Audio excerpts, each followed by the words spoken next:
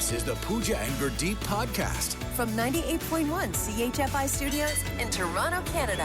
Hey Toronto, this is Ed Sheeran. This is Kelly Clarkson. Hi, this is Bryan Adams. This is Adele. This is Madonna. It's Michael Bublé, and you're listening to the Pooja and Gurdeep Show. It's fun. They're amazing. The Pooja and Gurdeep Show presents. You're doing it wrong. You're doing it wrong. What? I'm just sitting here. Do you want to know what you're doing wrong? How do you... Okay, sure. Yeah. Flying.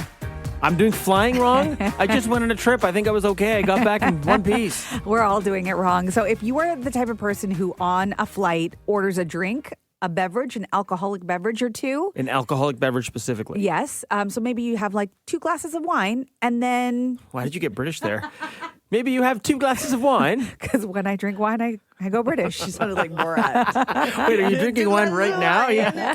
British Borat. Okay, anyway, go on. If you have 2 glasses of wine Yeah. and then you decide to take a nap afterwards, this is really, really bad for our heart health. And we're just finding this out now. So if you're actually somebody who has heart issues or you actually have like a serious problem with your heart, this is something you should know before you get on a plane and do this. It has to do with the altitude or the cabin pressure? Well, I'm glad you asked. So when you combine alcohol... Because like drinking and passing out on land is bad too. It's true. It's true. But, you know, most people think two glasses is pretty innocent, right? It's not a whole lot. Mm-hmm. Why would that be a problem? So it is It sounds more like you're doing it wrong than I'm doing it wrong.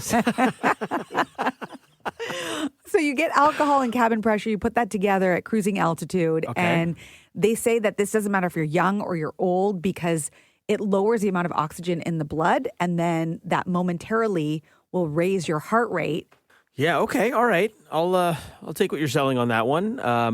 I don't really drink on planes. I've had the occasional drink, but it's not like a regular thing. I do know being up there is like really dehydrating. It's not good. Like I will always make the point of before I go on a flight, I'll drink like a liter of water and I'll throw in a little liquid IV, like those electrolyte packets, to just hydrate yourself because you dehydrate like crazy up there. Alcohol dehydrates you, plus the altitude. All the now you're things. talking about heart health. Yeah, so basically not a good idea to drink while you're up in the sky. Think about all the people who like are going on a trip, and maybe it's like a girls' trip or it's like a bachelor party or whatever, and they get the party started on the plane. I love a girls' trip. You're just waiting to be invited to one, right? Pooja's doing it wrong. From CHFI Studios, It's the Pooja and Gurdeep podcast. Introducing the Inside the Eggshell Egg Scrambler. Introducing the Ronco ice cream machine. It makes the best ice cream you've ever tasted. It's the fishing invention of the century. Popeil's Pocket Fisherman. Compact enough to fit glove compartment or your pocket. Oh, yes. We all remember the infomercials, you know, where you're maybe up late at night and you purchase something, you hope for the best, you think it's going to be great, it ends up sitting in a drawer, you never use it. When you come home from the bar, that's what you'd watch because there was no streaming. There was nothing good on TV. You get sucked into like a 30-minute infomercial and fall asleep on the couch. Yeah, how many people want to buy the slap chop just because? I mean, I stand by that product.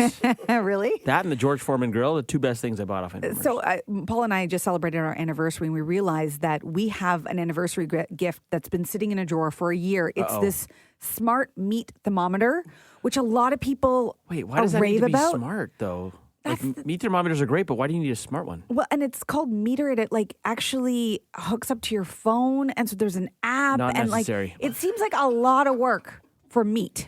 Also, like when you're not getting that far from the grill when you're barbecuing. You're not like going on vacation. You're like, oh, let me check how that steak is doing. I better fly home. Like you're generally in the vicinity of the grill. You poke the meat thermometer in and you know what temperature it's at and you know how you want to cook it. It seems pretty simple. No, you have an app and it's a whole customized thing and no, don't use it. Yeah. Wasted purchase. Can I ask who gave it to you guys? No. Oh. I mean, if they're listening, they know it's them. How many meat thermometers were you gifted? No, I'd rather stay away. Okay, well, you are not alone because I also purchased something that I think I used once. I'm going to give myself a free pass on this because this was like height of COVID purchase when everyone was like really paranoid and like, what do we do? I bought off Amazon for like $40 one of those little UV boxes that you put by your door and you come in, you put your keys and your phone in it. No, you didn't. You close the lid, you press the button, and it like disinfects your phone. It like disinfects your keys. Oh my gosh. And you just have to trust that it's working because you don't know. Like your phone looks the same when it opens up. You take it out, you smell it, just I'm like, like, great. I don't smell Lysol clean. Now I can rub my keys and my phone on my face again without worry. Like I used it once. I swear I had no idea where the thing is. I think I hurled it off the CN Tower. Yeah. See, this is a wasted purchase. These are your like retail regrets. We buy things with the best intentions and then we don't use them. Fettuccine, linguine, martini, bikini. The Pooja and Gurdeep podcast.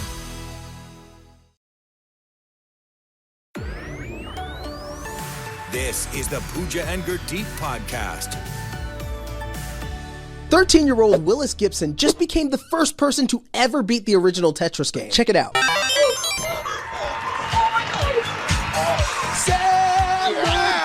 He did it. Come on. Tetris has been out forever, and he is the first person to actually beat the game.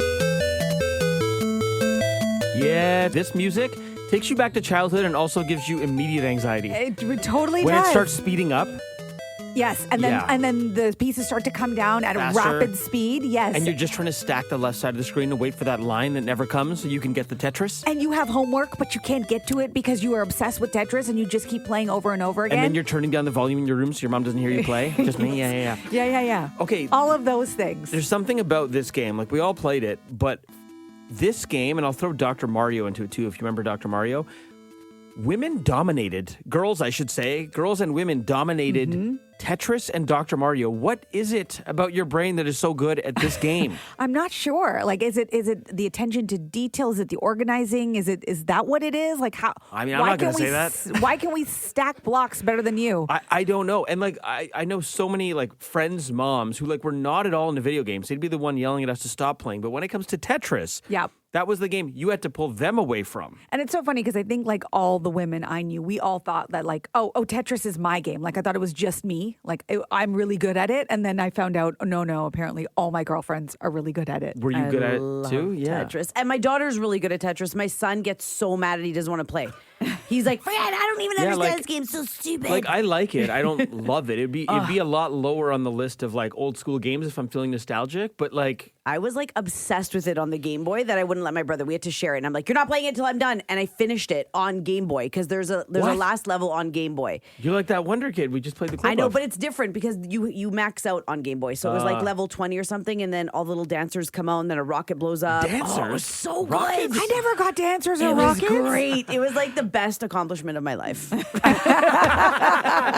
Says the mom with 2 kids.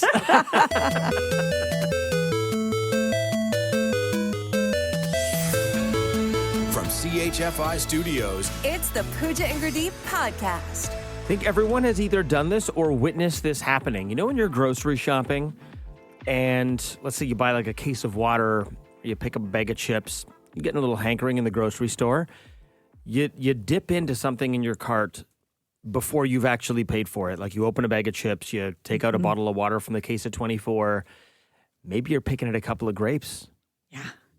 I have witnessed it. I have never done it. You've never done it? I've never done it. And like, I mean, it makes sense. Like, okay, you're going to go pay for it. What's the big deal? But there's a part of me that just feels like, oh, this is wrong. Like I haven't paid for it yet and I'm already eating. Like the order of things don't make sense to me. So I would never do it. Like it feels like it's a rules thing with me. Like it's against the rules. I've done it, but it's rare. Like I was at a No Frills not long ago and I was super thirsty. So I had a case of water. So I was like, man, I don't want to wait till, because I had a bunch of stuff to buy. I'm like, I'm just going to have, so I ripped into the case.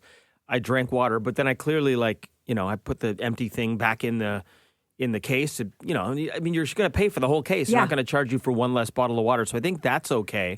Where it may get a little dicey is like, I buy grapes. I will always eat one grape before I buy it because I just want to make sure like the batch is sweet. Got it. I'm not going to eat like a whole bunch because with produce, like it will weigh less when you buy it. So that's kind of technically stealing. Yes.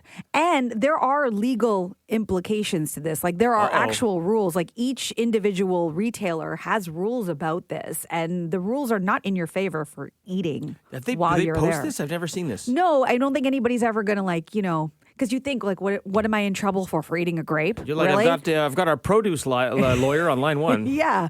Like I don't think anybody's ever been called out on it. But if it came down to it, They could. Right, because you're technically stealing. Okay, so you're not allowed to, but that's just for produce. Like you're allowed to have a bag of chips if you're going to keep. No, but you're going to pay for it. No, because the idea is, it's like you are. Let's say you're on somebody's property, okay, and you're using their property, but you haven't asked for permission, and you're on their property. They can be like, "Get off my property," right? It's like it's the same thing. You can't just go and do something before asking or doing what you're pay for it first and then eat it. I don't see the problem with it if you're going to pay for it. I really don't. All right. Just saying. 5 calls. Decide it all. Is it okay to snack while grocery shopping? That's the question. I think it's kind of okay as long as you pay for it. You've probably seen people do it. Maybe you've done it yourself. I'm not sure. I think that, technically you haven't paid for it first. Like if you go pay for it first and then you eat while you're grocery shopping, then I think society it's fine. runs on credit. You get now, you pay later. Andrea from Mississauga, 5 calls decide it all. Is it okay to snack while grocery shopping? I'm going to side with you, Gurdeep. I think as long as it's something that you can scan, like you said, like if it's like you have a box of granola bars or a bag of chips, as long as you're scanning it. Yeah. But with the fruit, I would agree. Not with the fruit, but I don't see a problem as long as you're paying for it. Because I do it with my kids sometimes. Because they'll be like, we'll be out and they'll be hungry, and they'll be like, "I'm so hungry." So kids don't want to wait. Yeah, that's true. It's hard to say no to the kids. Your vote's been counted. Thanks, Andrea. Thank you. Grace from Markham. So what do you think? Is it okay to snack while grocery shopping? Yes or no? No. How come? Well, I don't think it's right since you haven't paid for it. Okay, Grace, your vote's been counted. Thanks for the call. Okay. Denise from Dundas, we appreciate the alliteration. Is it okay to snack while grocery shopping? No, definitely not. How come? Well, simply because, all right, first of all, what happens if your card, like if you're paying by debit, and it gets declined? And then you've eaten the bag of chips or the bag of cookies or whatever it be, then you've technically stolen the item because you can't pay for it now. Well, then it turns into a 90s sitcom and you go to the back and wash dishes. Paid off. Denise, your vote's been counted. Thank you so much. Thank you.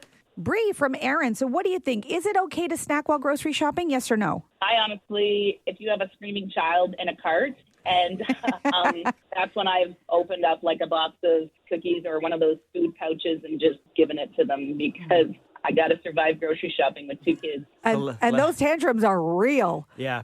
Do you take C and Bodhi to the grocery store? Because this is in your future, by the way. No, I said my husband without any of us. Because you're a not okay right now. I think you're going to convert to an okay. Oh, absolutely, I would. Bree, your vote's been counted. Thanks for the call. Thank you. Gary from Uxbridge. Okay, so Gary, we got a spicy one on our hands. Right now we're locked in a 2-2 tie saying, is it okay to snack while grocery shopping? You're going to decide it all, Gary. What do you say? Okay, you can't snack on produce because that technically is stealing. But the bag of chips, you have not taken it off the property yet, so you are still not in. It's still on the store's property. So when you paid for it, it's yours. Whether it's in your stomach or in the cart, it's still yours. Well, that's fine. Wait, you said when you pay for it, it's yours, but you haven't paid for it, and you're already eating it. You haven't paid for anything else in your cart yet either. Why not just go pay for it first and then eat it? You haven't left the store with it. Wait, so are you saying it's okay or it's not okay? It's okay. Okay. It's okay to snack on chips or snack on, say, hot dogs or whatever. As long as you don't leave the store. You're paying for the package hot dogs? Hold on. Wait a minute. Using that.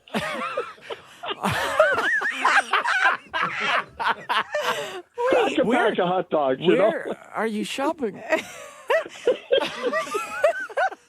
I just got a visual. Me too. We're coming to Uxbridge. Gary, I'm not sure we solved anything, but thanks for the call. Okay, have a good one. That was sort of a 5 calls decides nothing. And also, Gary's just crushing raw hot dogs out of the packet at the No Frills in Uxbridge. I can't say I've ever seen that, but hey, maybe if we go to Uxbridge, we'll spot Gary in the grocery store. He's going to pay for it, though, so it doesn't matter. Yeah, that is something. Thanks for all the calls. We appreciate it. Thanks for listening to the Pooja and Gurdeep podcast. Listen to Pooja and Gurdeep live weekday mornings from 5 to 9. Only on 98.1 CHFI. Toronto's perfect music mix.